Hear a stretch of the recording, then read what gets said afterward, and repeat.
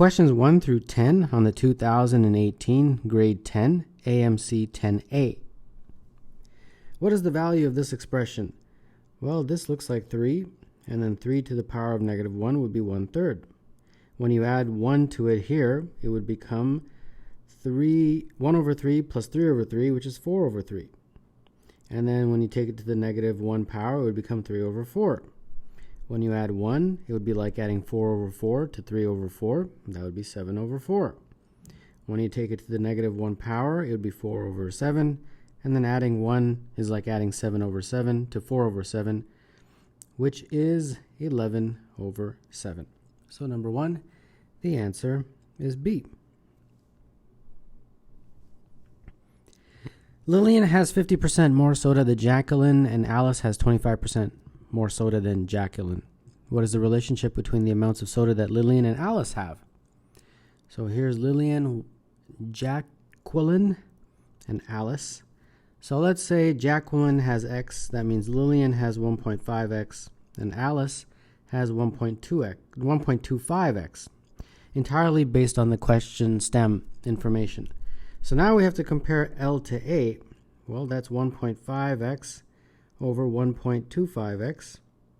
And that is, the X's cancel, and I'm just left with 1.2. So 1.2 is the ratio of L to A, 1.2 to 1. And that obviously means that Liliane has 20% more than Alice. So number 2, the answer is A. A unit of blood expires after 10 factorial, which equals 10 times 9 times 8 ... all the way to 1 seconds.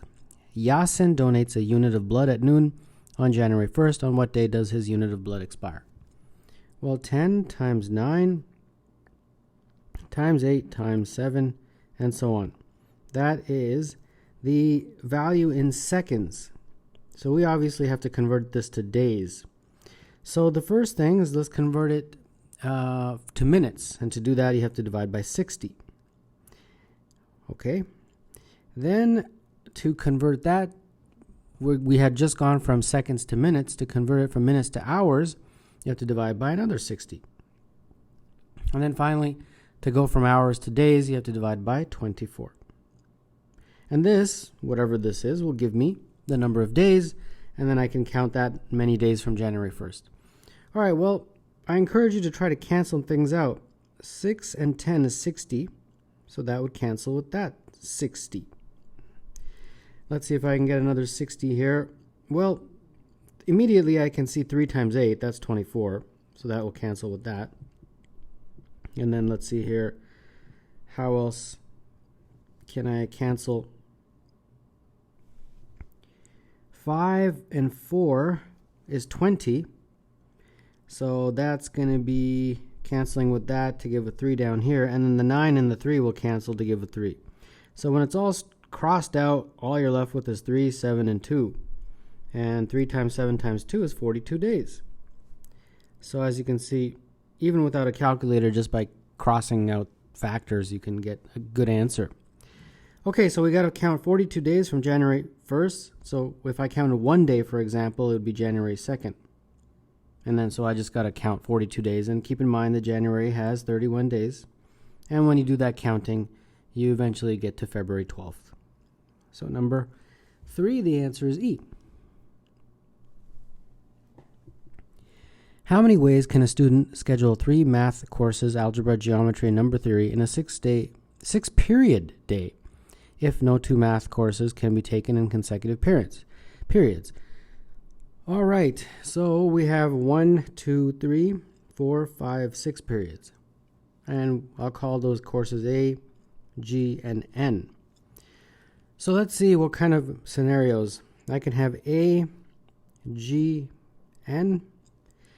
I can have A, G, and N in those slots, where I can label the slots if you really want to, like that. Another way of doing this, I think, is by moving the G over, and that would give me like that, and then the N and the G can also flip. And then I think I can also do an N and a G, which is essentially the reverse of these guys. and similarly n in a g. And then one more is when you move a little bit to the right to get it into the second slot, and then g would be in the fourth slot and n would be in this last slot, and then of course n and g can be reversed.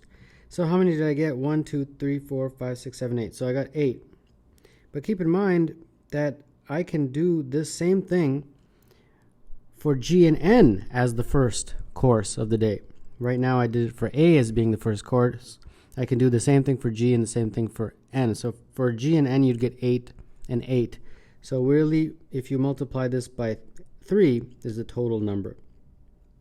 8 for a, 8 for g, and 8 for n. So the answer for number 4 would be 24, which is choice E.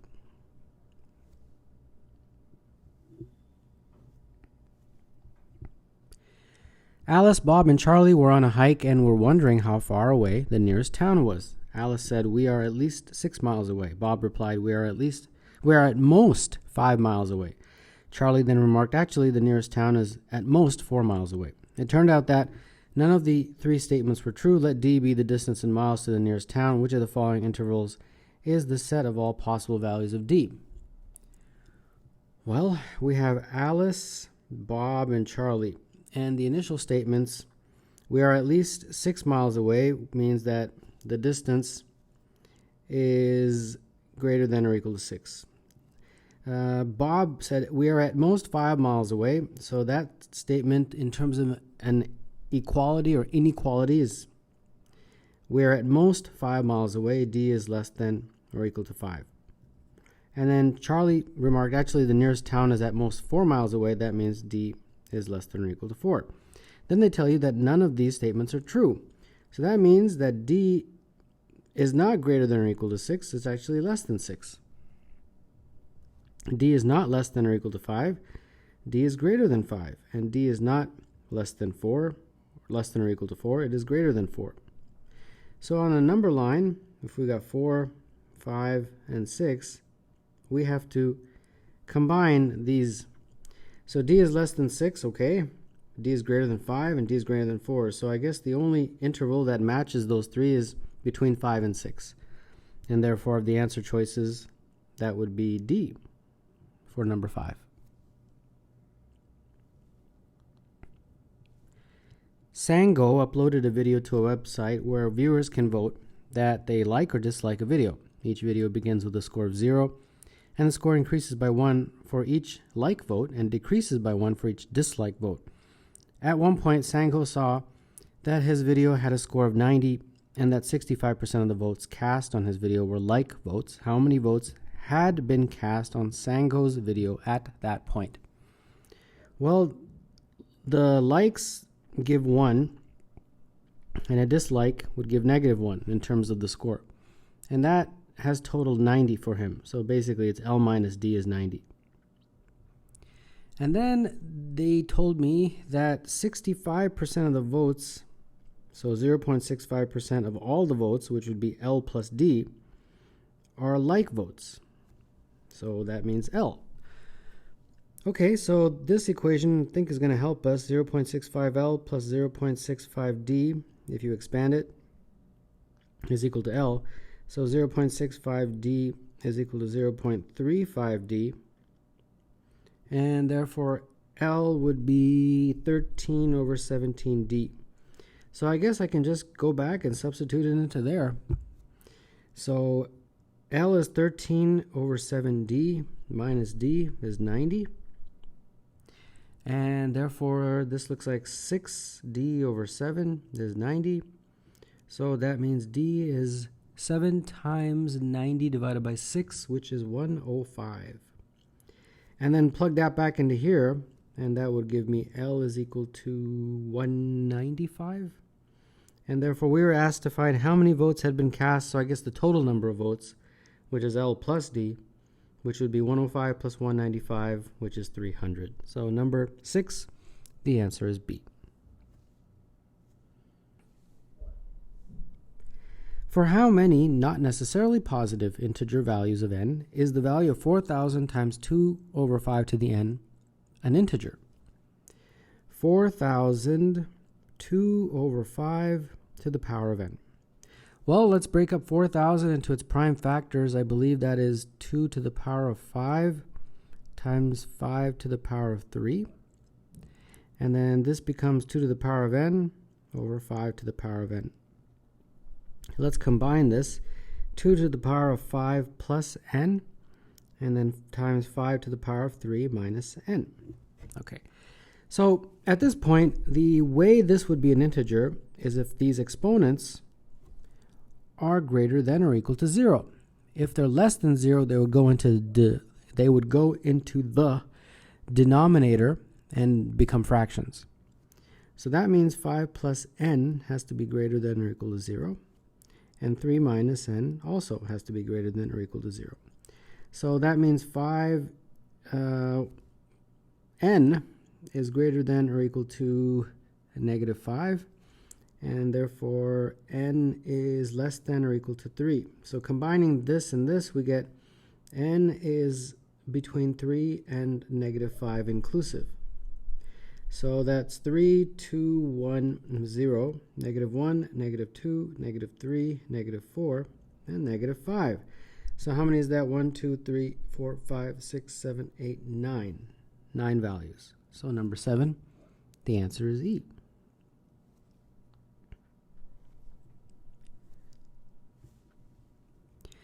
Joe has a collection of 23 coins consisting of 5-cent coins, 10-cent coins, and 25-cent coins.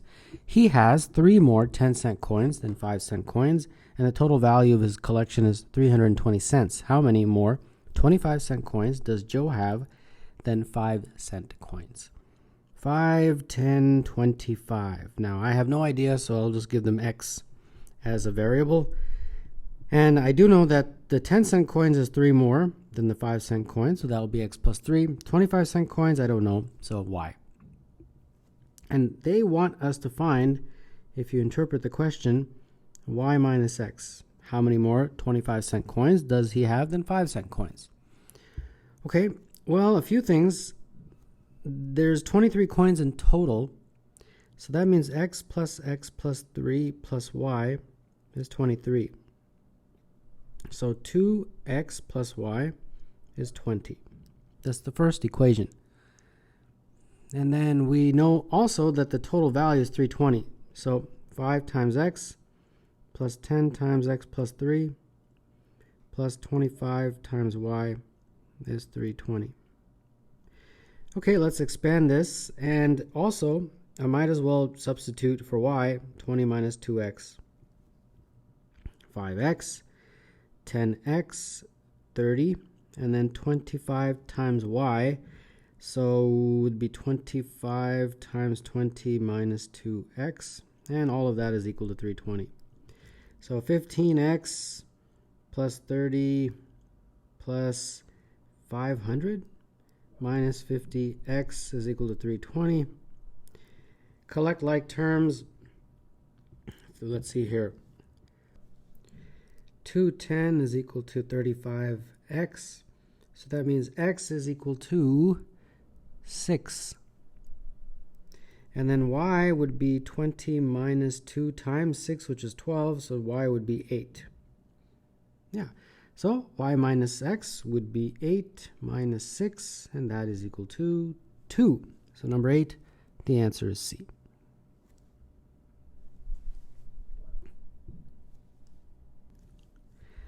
All of the triangles in the diagram below are similar to isosceles triangle ABC, in which AB is equal to AC. Each of the 7 smallest triangles has an area of 1, and triangle ABC has an area of 40. What is the area of trapezoid DBCE? We are told that each of these small triangles here has an area of 1. So 1, 1, 1, and so on, right? So all those guys together is 7. The big one is 40. So if I can figure out the area of this, I can subtract that and the 7 from 40, and then I'll be able to figure out the area of that trapezoid.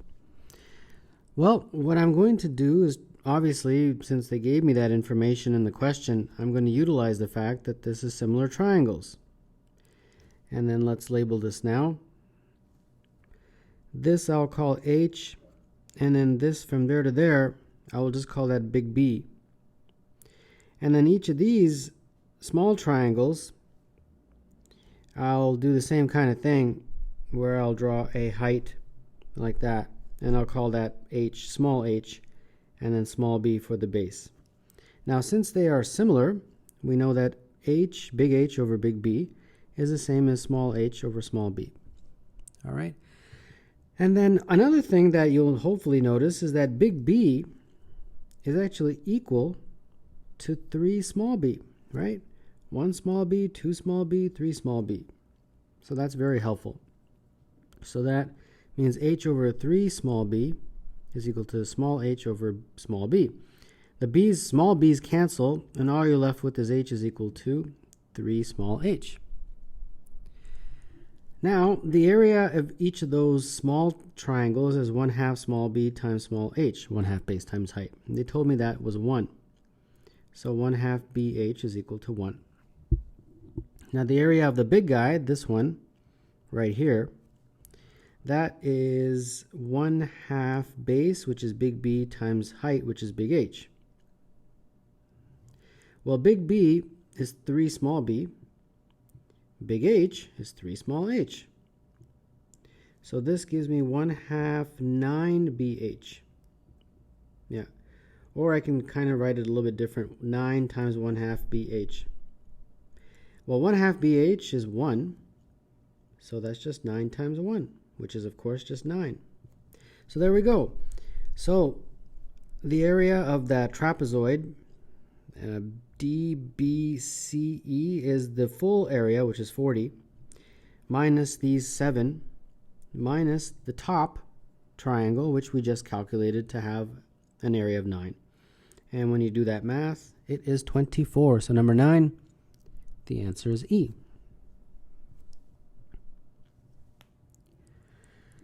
Suppose that real number x satisfies 49 minus x squared root minus 25 minus x squared root is equal to 3. What is the value of 49 minus x squared root plus 25 minus x squared root square root? Well, here we go. 49 minus x squared root minus 25 minus x squared root is equal to 3. So put one guy on the other side, and we have 3 plus 25 minus x squared, like that. Square both sides, and this side just becomes 49 minus x squared, but this side we have to expand a little bit. 9 plus 6, 25 minus x squared root plus 25 minus x squared. Put everything on one side that you can, and I think it will be 49 minus 9 minus 25, which is just 15. And then the minus x squareds cancel, which is very good. And then on this side, we just get left with this guy with the radical sign. Square both sides again. We get 225 is 36. And then the radical sign disappears. That's great. So I have 225 is equal to 36 times 25, which is 900, minus 36x squared. So 36x squared is equal to 675. And that means x squared is equal to 675 over 30. 675 over 36, I should say. Okay. And that's approximately 18.75. Exactly 18.75. Okay, so now we have to figure out that. So 49 minus 18.75 square root, and then minus, or plus actually, 25 minus 18.75. And that is equal to 30.25 root plus 6.25 root. And that is 5.5 plus 2.5, and that is equal to 8. So number 10, the answer is A.